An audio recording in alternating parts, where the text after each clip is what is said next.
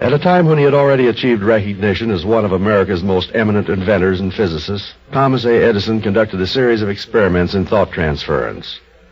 He constructed an elaborate electric apparatus and sought, by means of it, to bring about purely mental communication.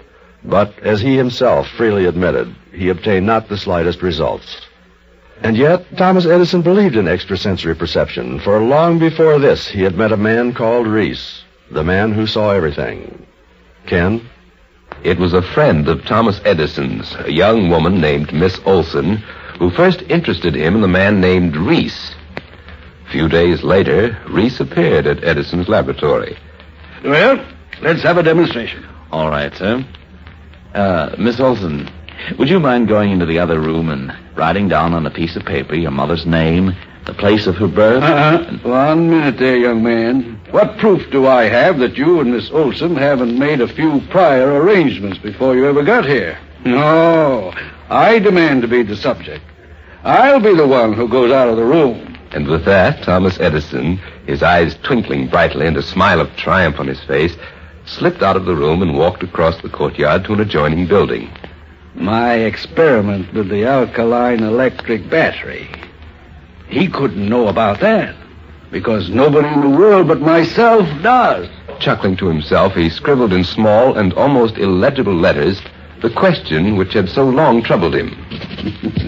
Is there anything better than hydroxide of nickel for an alkaline battery? Then he folded the paper several times and held it clutched in his hand. And then at last he left the building and retraced his steps to the room where Reese and Miss Olson awaited him. He said nothing as he entered. It was Reese who spoke first. Do you really want my opinion, Mr. Edison? Why? Oh, I don't know what you're talking about, young man. Well, you asked me a question, didn't you? And here's the answer. No, there is nothing better than hydroxide of nickel for an alkaline battery. Thomas Edison had no explanation for the incident. He could only accept it as valid and authentic, if incomprehensible.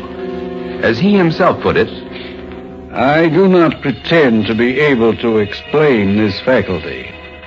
I am convinced that the needs of civilization will produce some great discovery by means of men endowed with this power. The rare seers of the present generation will become the multitude of coming generations. In these words, America's great scientist expressed his faith in a power which is still looked upon with skepticism by other scientists of lesser stature than he. A power that enables men to see without the use of their senses. A power incredible but true.